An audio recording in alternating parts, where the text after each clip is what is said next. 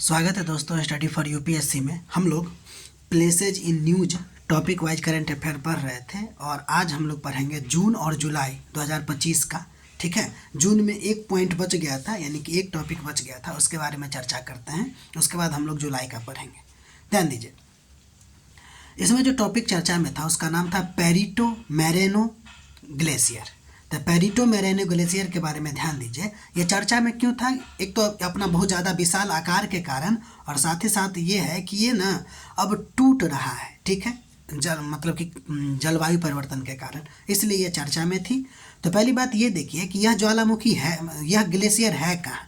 तो यह जो ग्लेशियर है वह अर्जेंटीना का एक नेशनल पार्क है जिसका नाम है लॉस ग्लेशियर नेशनल पार्क में स्थित है। ठीक है, ये जो ग्लेशियर है ना वो मेनली आपको वाइट जाइंट के रूप कहा जाता है इसको। ठीक है ना, ये मेनली आपको इस बात के लिए फेमस है कि ये बहुत विशालकाय है, इसलिए इसको वाइट जाइंट कहा जाता है। और साथ ही साथ यह जो है ना एक प्रकार का टाइड वाटर ग्लेशियर है। क्या है? टाइड वाटर ग्लेशियर, अर्थात ये है कि यह झील में जाकर समाप्त हो जाने वाला ग्लेशियर है। ठीक है, चलिए एक और बात इसके लिए फेमस है कि ये जो पेरिटो मैरिनो ग्लेशियर है ना वो आपको यहाँ पर एक आइस डैम फेनोमेना होता रहता है, इसके लिए भी ये फेमस है। इसका मतलब क्या है कि देखिए, ये जो ग्लेशियर है ना वो आगे बढ़कर लेक अर्जेंटीनो में या टाइनो में कि एक बड़े हिस्से को ब्लॉक कर देता है। यानी कि ये क्या करता है कि यह ग्लेशियर बढ़ता हुआ लेक अर्जेंटीना के एक बड़े हिस्से को ब्लॉक कर देता है, जिसके वजह से पानी जमा हो जाता है। क्योंकि डैम का भी तो यही काम है ना, तो पानी जमा हो जाता है और कुछ साल के बाद अपने आप ये जो नेचुरल आइस डैम है वो टूट जाता है। तो इसीलिए इसको कहा जाता है आइस डैम फेनोमेना। ठीक है, तो इसी के लिए पेरिटो मैरिनो ग्लेशियर जो है वो बहुत ज़्यादा फेमस है। मेनली हमको ये बात याद रखना है कि यह वाइट जाइंट के रूप में कहा जाता है और एक प्रकार का टाइड ग्लेशियर है। ठीक है, अगला नंबर ये है कि आपको अर्जेंटीनो के लॉस ग्लेशियर नेशनल पार्क में पाया जाता है। ठीक, अब हम लोग आगे बढ़ते हैं, अगला नंबर देखते हैं और वो ये है, अब हम लोग जुलाई का देखेंगे। ठीक है, इसमें पहला नंबर तनिम्बार द्वीप समूह के बारे में हम लोग देखेंगे। ठीक है, तनिम्बार आइसलैंड। ठीक है, देखिए यह जो द्वीप समूह है वो फेमस क्यों था, क्यों हुआ? तो पहली बात तो यहाँ पे जो है ना 6.7 तीव्रता का भूकंप आया। ठीक है, जिसके वजह से ये जहाँ पर है, कहाँ पर है? तो प्रशांत रिंग ऑफ फायर में, उसके स्थान में के कारण भूकंपीय वैधता के कारण ये क्या है चर्चा में आया है कि भाई यहाँ पे ज़्यादातर भूकंप आता रहता है, तो ये भूकंप को लेकर वैध है बहुत ज़्यादा। ठीक है, या सुवैध है बहुत ज़्यादा। ठीक है, तो मेरा फोकस क्या है? तनिम्बार द्वीप समूह। तो देखिए क्या है और कहाँ पाया जाता है। तो देखिए यह जो है ना इंडोनेशिया के मालुकू द्वीपीय क्षेत्र में बारा सागर और अराफुरा सागर के बीच में स्थित है। ये बात ध्यान रखिएगा। पहली बात कि इंडोनेशिया में है और बारा सागर या बांडा सागर और अराफुरा सागर के बीच में स्थित है। लाइन यही दे सकता है। इसके अलावा यह इंडोनेशिया के दक्षिण पूर्वी भाग में है। कहाँ है ये? दक्षिण पूर्वी भाग में। अगला नंबर देखिए, यह क्षेत्र क्यों ज़्यादा फेमस है या फिर यहाँ पे ज़्यादा भूकंप क्यों आती रहती है या वोल्केनिक इरप्शन होता रहता है? इसके पीछे कारण है इंडो ऑस्ट्रेलियन प्लेट और यूरेशियन प्लेट में क्या है, यहाँ पे टकराव होती रहती है। इसके लिए क्या है कि यहाँ पे भूकंप आता रहता है। ठीक है, तो मेनली हमको ध्यान देना है तनिम्बार द्वीप समूह जो है वह कहाँ है? तो इंडोनेशिया में है और बांडा सागर और अराफुरा सागर के बीच में स्थित है। और अगर ज़्यादा जटिल क्वेश्चन पूछेगा तो ये इंडोनेशिया के दक्षिण पूर्वी भाग में स्थित है। ठीक है, अगला नंबर देखिए, एक झील तुर्काना मतलब चर्चा में आया था। तो इसके पीछे कारण क्या था चर्चा में? तो यहाँ पे जो पाए जाने वाला विलुप्त स्तनपायी जीव है ना, जो 18 से 20 मिलियन वर्ष पुराना है जीवाश्म था, उससे आपको प्रोटीन निकाला गया है। ठीक है, इसीलिए ये ज़्यादा आपको चर्चा में आ गया था।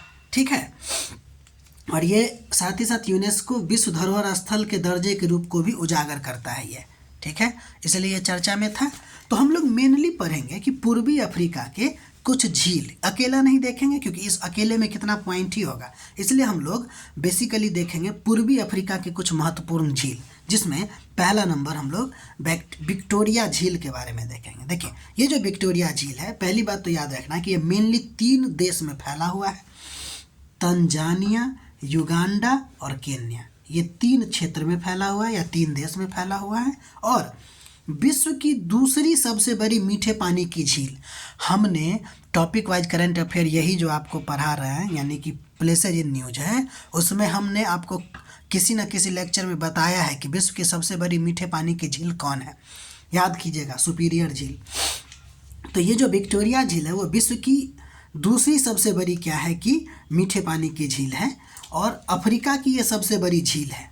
साथ ही साथ आपको यह वाइट नील भी इसी से निकलता है, इसी झील से निकलता है, यानी कि ये नील रिवर सिस्टम से जुड़ा हुआ झील है।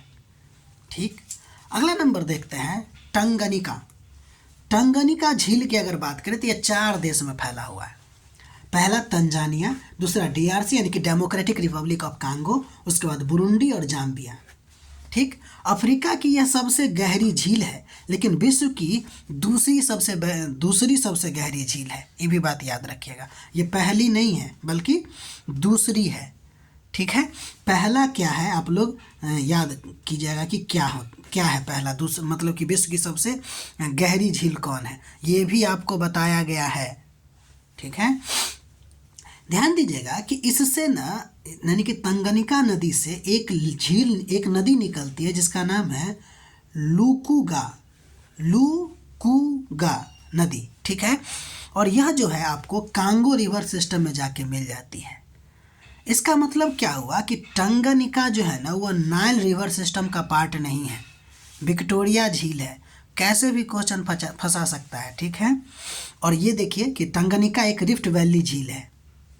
ठीक, अगला नंबर जो तुर्काना चर्चा में था, पहली बात तो उत्तरी केनिया में है, और इससे ना ओरमो या ओमो रिवर निकलती है, मतलब इसमें आकर मिलती है। तुर्काना झील में ओमो रिवर जो है आकर मिलती है।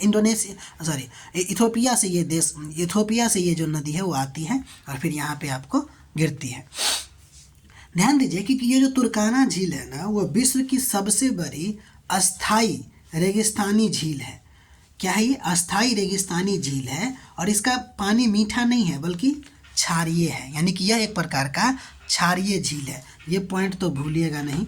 साथ ही साथ इसका जो पानी है ना वो हरा नीला है, इसलिए इसको जेडे या जार्डे सी भी कहा जाता है। ठीक है, एक इम्पोर्टेंट बात यह है कि ये भी आपको एक प्रकार का रिफ्ट वैली लेक है। ठीक है, अगला नंबर बढ़ते हैं। जो टॉपिक चर्चा में है या फिर जो झील पूर्वी अफ्रीका का पढ़ रहे हैं उसमें इम्पोर्टेंट एक और है जिसका नाम है मलावी झील। ध्यान दीजिए, ये आपको 3 देशों में फैला हुआ है। पहला मलावी, फिर मोजाम्बिक, फिर तंजानिया। ठीक, इस झील से एक रिवर निकलती है जिसका नाम है सीरे, और जाम्बेजी नदी में जाके ये मिल जाती है। इसका मतलब ये फिर से हुआ कि ये नील रिवर का पार्ट नहीं है, और इसी का एक पुराना नाम है आपको न्यासा। तो इसलिए नाम में ट्रैप कर सकता है कि न्यासा रिवर जो है आपको न्यासा लेक जो है आपको मलावी सी के नाम से भी जाना जाता है। तो ये बात को भूलिएगा नहीं कि ये जाना जाता है, ये स्टेटमेंट सही होगा, ये पुराना नाम है। अगला नंबर जो है वो टाना झील है। टाना झील। देखिए, पहली बात तो ये इथियोपिया में स्थित है। ठीक है, अब हम लोग इसमें ये देख रहे हैं कि ये मतलब कि ब्लू नाइल नदी इससे निकलती है और आगे जाके वाइट नाइल से मिलके नाइल रिवर यानी कि नील नदी का निर्माण कर देता है।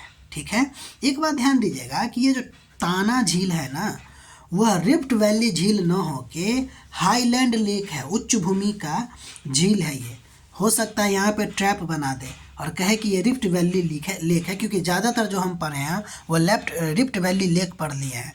ठीक है, तो इसमें ध्यान दीजिएगा, ये कहेगा कि ये रिफ्ट वैली लेक है तो हम लोग का क्या कथन होगा कि ये रिफ्ट वैली ना हो के हाईलैंड लेक है, यानी सिंपल लेक है ये।